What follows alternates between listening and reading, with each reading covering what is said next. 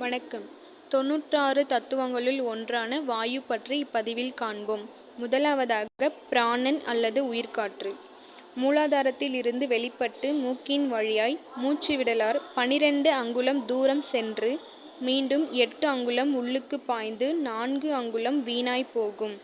விடுதலும் வாங்குதலும் செய்தல் ருசிக்கும் பல உணவுகளை செரிக்கப் பண்ணும். ஒரு நாழிகை 24 நிமிடங்கள் ஒன்றுக்கு 360 சுவாசமாக நாள் ஒன்றுக்கு 21,600 சுவாசம் உண்டாகி அவற்றுள் 14,400 சுவாசம் இழுப்பதினால் உள்ளுக்கு வந்து 7,200 சுவாசம் வெளியே போகும். இவ்வாறு பாழாகும் பிராணவாயுவை உடலினுள் பெற்றால் மூப்படையாமல் இருக்கலாம். என்ன சொல்லியிருக்காங்கன்னா, மூலாதாரத்திலிருந்து மூக்கின் வழியாக மூச்சு விடலார் 12 அங்குலம் தூரம் சென்று 8 அங்குலம் உள்ளுக்கு பாய்ந்து 4 அங்குலம் வீணா போகுது அப்படின்னு சொல்லியிருக்காங்க. இதுதான் மூச்சு விடுதல் வாங்குதல் செய்யுது. நம்ம சாப்பிடக்கூடிய உணவுகளை செரிக்க பண்ணுது அப்படின்னு சொல்லியிருக்கான். அடுத்தது என்ன சொல்லியிருக்காங்க அப்படின்னா, ஒரு நாளிகை அப்படின்னா 24 நிமிடங்கள் தான் ஒரு நாளிகை.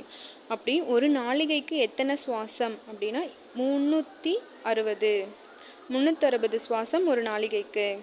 ஒரு நாளுக்கு எத்தனை சுவாசம்னா 21,600 சுவாசம்.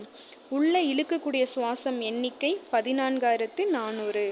வெளிவிடும் சுவாசம் 7,200 சுவாசம்.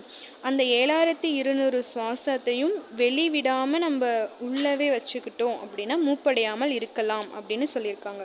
ஒவ்வொரு வாயுக்குமே நிறம் தேவதை அல்லது கடவுள் கொடுத்துருப்பாங்க. பிராணனுக்கான நிறம் நீல நிறம், கடவுள் சந்திரன். அடுத்ததாக அபானன் அல்லது கீழ்நோக்குங்கால் அப்படின்னு சொல்லியிருக்காங்க. இது சுவாதிட்டானத்தில் இருந்து வெளிப்பட்டு கீழ்நோக்கி மலஜலத்தை வெளித்தள்ளும். இது ஆசன வாயை சுருக்கும், அன்னசாரத்தை சேர வேண்டிய இடங்களில் சேர்ப்பிக்கும். சிம்பிளாக தான் சொல்லியிருக்காங்க. சுவாதிட்டானத்திலிருந்து கீழ்நோக்கி மலஜலத்தை வெளித்தள்ளும் அப்படின்னு சொல்லியிருக்காங்க. ஆசனவாயை சுருக்கும், ஆனல் கன்ஸ்ட்ரிக்ஷன். அன்னசாரத்தை அப்படின்னா நம்ம சாப்பிட்ட உணவோட நியூட்ரிஷன்ஸை சேர வேண்டிய இடங்களுக்கு சேர்ப்பிக்கும். அபானனுக்கான நிறம் பச்சை நிறம், கடவுள் வரதராஜன். அடுத்ததான் உதானன் அல்லது மேல்நோக்குங்கால். இது அடுவயிற்றில் உதராக்கினியிலிருந்து தோன்றி உணவின் சாரத்தை கூடியிருந்து ஆங்காங்கே நிறுத்தியும் வெளிப்படுத்தும் கலக்கியும் வருதல் செய்யும். உதானன் என்ன பண்ணுன்னா, அடி வயிற்றில் உதராக்கினி அங்கிருந்து உணவோட சாரத்தை நிறுத்தி வெளிப்படுத்தி கலக்கியும் கொண்டு போய் சேர்க்குது அப்படின்னு சொல்லியிருக்காங்க. உதானனுக்கான நிறம் மின்னல், தேவதை அக்னி தேவன் அப்படின்னு சொல்லியிருக்காங்க. அடுத்து வியானன் அல்லது பறவுகால். இது தோலிலிருந்து 72,000 நரம்பிலும் சென்று இவ்வுடலில் உள்ள அசையும் பொருள் அசையா பொருள் என்னும் இரண்டிலும் மிகுந்து உறுப்புகளை நீட்டவும் மடக்கவும் செய்து பரிசங்களை அறியும். உண்ணும் உணவின் சாரத்தை அவ்விடங்களில் நிறைப்பித்து உடலை காக்கும். நம்ம தோலில் நம்ம உடம்புல மொத்தமாக 72,000 நரம்புகள் இருக்குது அப்படின்னு சொல்லியிருப்பாங்க. அந்த நரம்புகளில் என்ன பண்ணுன்னா, உடலில் அசையும் பொருள் அசையா பொருள் இது ரெண்டுத்துலேயுமே போயிட்டு நம்மளோட உறுப்புகளை நீட்டவும் மடக்கவும் செய்யுது அப்படின்னு சொல்லியிருக்காங்க. நம்ம சாப்பிட்ட சாப்பாட்டோட சாரத்தை எல்லாம் எங்கெங்கே வேணுமோ அங்கங்கெல்லாம் கொண்டு போய் சேர்த்து உடலை காக்குது அப்படின்னு சொல்லியிருக்காங்க. வியானனுக்கான நிறம் பால் நிறம், கடவுள் யமன் அப்படின்னு சொல்லியிருக்காங்க. அடுத்ததா சமானன் அல்லது நடுக்கால்.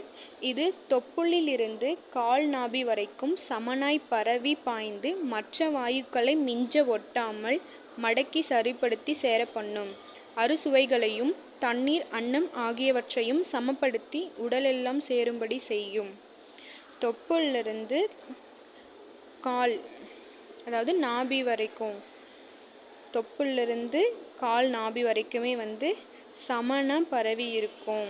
மற்ற வாயுக்கள் எங்கேயும் மிதமிஞ்சி ஒட்டாமல் எல்லா வாயுக்களையும் சரிப்படுத்தி ஒரு சேர பண்ணும் அப்படின்னு சொல்லியிருக்காங்க. அறுசுவைகள், நம்ம சாப்பிடக்கூடிய சாப்பாடில் வந்து அறுசுவையை சேர்த்து சாப்பிட்றோம். தண்ணீர், அப்புறம் அன்னம், உணவு, இது எல்லாத்தையும் வந்து சமப்படுத்தி நம்ம உடம்புல எல்லா இடத்துக்கும் சேரும்படி செய்யுது அப்படின்னு சொல்லியிருக்காங்க. சமணன் வாயுவுடைய நிறம் வந்து புஷ்பராகம். புஷ்பராகம்னா ஆரஞ்சு மஞ்சள் இந்த 2 நிறமும் சேர்ந்தது தான் வந்து புஷ்பராகம் அப்படின்னு சொல்லியிருப்பாங்க.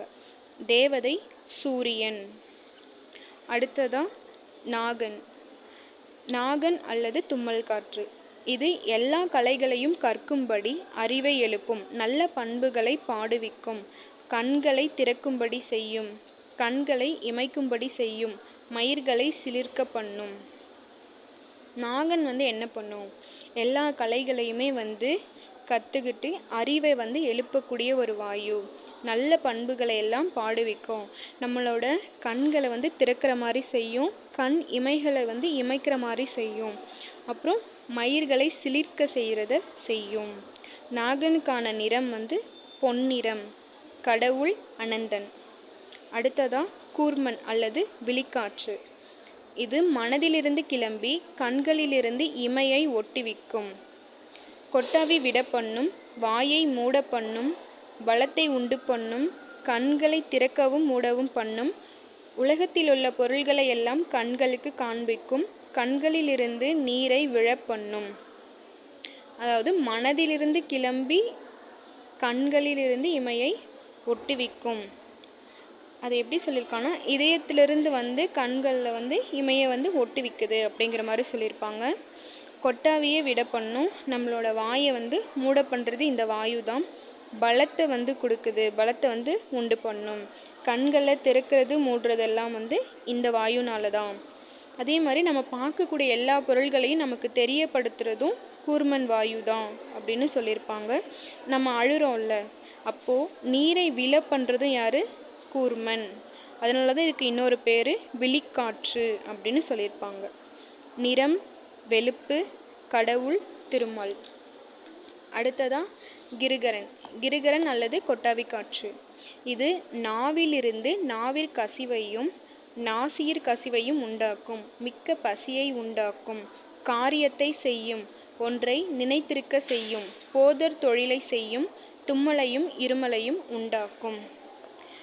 இப்போ நம்மளோட வாயில் வந்து சலைவா செக்ரேஷனையும் நோஸில் இருந்து மியூக்கஸ் செக்ரேஷனையும் உண்டு பண்ணும் அப்படின்னு சொல்லியிருக்காங்க.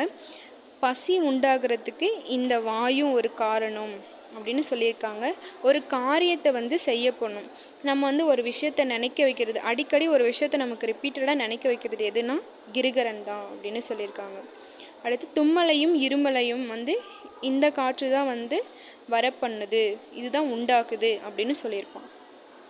இதோட நிறம் வந்து கருப்பு நிறம். கடவுள் சிவன். தேவதத்தன். தேவதத்தன் அல்லது இமைக்காற்று. இது வளைவு வடிவமாய் கிளம்பி சோம்பலையும் உடல் முறித்தலையும் உண்டாக்கும். தூங்கி எழுந்திருக்கும் போது அயற்சியை உண்டாக்கும். கண்ணை பலவிடங்களில் ஓட்டி உலாவிக்கும். தாக்குதல், சண்டையிடுதல், தர்க்கமிடுதல் முதலியவற்றை மிக்க கோபத்தையும் உண்டு பண்ணும். பல பொருள்களை குறிக்க செய்து குதம், குய்யம் என்னும் இடங்களில் இருக்கும். தேவதத்தன் என்ன பண்ணுன்னா, ஒரு வட்ட வடிவமாக கிளம்பக்கூடியது. நமக்கு உடம்புல சோம்பல் வருது, உடம்பெல்லாம் முறிகிற மாதிரி இருக்குது, அடிச்சு போட்ட மாதிரி இருக்குதுன்னு சொல்லுவோம்ல, அதுக்கெல்லாம் தேவதத்தன் வாயு தான் வந்து காரணம். நம்ம தூங்கி எந்திரிக்கும் போதே ஒரு மாதிரி டயர்டாக எந்திரிப்போம், அதுக்கும் தேவதத்தன் வாயு தான் காரணம். கண்ணை நம்ம ஒரு இடத்துல வைக்காமல் உருட்டிக்கிட்டே இருப்போம்ல, அங்கே பார்க்குறது இங்கே பார்க்குறது, அதுக்கும் தேவதத்தன் வாயு தான் காரணம். அப்புறம் வேறு தாக்குதல், சண்டையிடுதல், தர்க்கமிடுதல், இது எல்லாத்தையுமே வந்து பண்ணுறதோடு இல்லாமல் கோபத்தையும் உண்டு பண்ணும் அப்படின்னு சொல்லியிருக்காங்க. அதே போல் ஒரு பொருளை மட்டும் குறிக்காமல் பல பொருள்களை வந்து குறிக்க செய்யும். இது எங்கே இருக்குன்னா குதம், குய்யம் அப்படிங்கிற இடத்துல தான் வந்து இருக்கும். நிறம் படிக நிறம். கடவுள் தேவேந்திரன். நம்ம கடைசியாக பார்க்கக்கூடியது தனஞ்சயன் அல்லது வீங்க காற்று. இது மூக்கிலிருந்து தடித்து உடம்பு முழுமையும் வீங்க பண்ணும். காதில் கடல் போன்று இரைச்சலிட்டு இறந்துவிடின் காற்றெல்லாம் வெளிப்பட்ட பின்னர் 3வது நாளில் தலை வெடித்த பின் தான் போகும். தனஞ்சயன் என்ன பண்ணுன்னா, மூக்கிலிருந்து தடித்து உடம்பு ஃபுல்லாக வந்து வீங்க பண்ணும். அப்புறம் காதில் வந்து கடல் மாதிரி இரைச்சல் வர்றதுக்கு காரணம் யாருன்னா தனஞ்சயன் வாயு தான். நம்ம இறந்ததுக்கப்புறம் 3வது நாள் தலை வெடித்து அதிலிருந்து வெளிப்பட்டு போகக்கூடிய காற்று தான் வந்து தனஞ்சயன். நம்ம இறந்ததுக்கப்புறம் நம்ம உடம்புலிருந்து இறுதியாக போகிற வாயு எது அப்படின்னா தனஞ்சயன் தான். இதற்கான நிறம் நீல நிறம். கடவுள் தன்வந்திரி. இப்போது வாயுக்களுக்கான நிறம் தேவதை பற்றி எப்படி ஞாபகம் வச்சுக்கலாம் அப்படின்னு பார்த்தோன்னா, ஃபஸ்ட்டு ஒன் பிராணன் அல்லது உயிர்கால். நிறம் நீல நிறம். கடவுள் சந்திரன். சந்திரன் தான் மழை பெய்ய காரணமாக இருக்கார். அப்போது மழை வந்து நீல நிறம். இப்படி ஞாபகம் வச்சுக்கலாம். அடுத்தது அபானன். அபானன் வந்து நிறம் பச்சை. கடவுள் வரதராஜன். வரதராஜ பெருமாள்னாவே மோஸ்ட்லி வரதராஜ பெருமான் அப்படின்னு சேர்த்து நம்ம ஞாபகம் வச்சுக்கிட்டு பச்சை நிறம் அப்படின்னு எழுதிக்கலாம். இப்போது வரதராசர் பச்சை நிறம். உதானன் அல்லது கீழ்நோக்குங்கால். நிறம் மின்னல். கடவுள் அக்னி தேவன். இது எப்படி ஞாபகம் வச்சுக்கலாம்னா, அக்னியை பார்த்தோன்னா மின்னல் மாதிரி இருக்கும், மின்னலை பார்த்தோம்னா அக்னியை பார்த்த மாதிரி இருக்குது அப்படின்னு ஞாபகம் வச்சுக்கலாம். அடுத்து வியானன் அல்லது பறவுகால். நிறம் பால். கடவுள் யமன். பால் ஊற்றுனா யமன் வந்து கூட்டிகிட்டு போயிடுவார். இந்த மாதிரி ஞாபகம் வச்சுக்கலாம். அடுத்து சமானன். சமானனுக்கு ஒரு மூவி ஸ்டோரி மாதிரி பார்க்கலாம். இதில் எப்படி பார்க்கலாம் அப்படின்னா, இப்போ புஷ்பா படம் பார்த்துருக்கீங்கள்ல, புஷ்பா படத்தில் ஹீரோவை சமாதி பண்ண போவாங்க. அங்கே போகிறப்ப ஒரு சூரிய வெளிச்சம் பட்டு அவர் எஞ்சி வந்துடுவார். சமாதி, அதாவது சமானன். புஷ்பா படம். நிறம் புஷ்பராகம். சூரியன் வெளிச்சப்பட்டு. கடவுள் சூரியன் அப்படின்னு சொல்லலாம். அடுத்து நாகன். நிறம் பொன்னிறம். தேவதை அனந்தன்.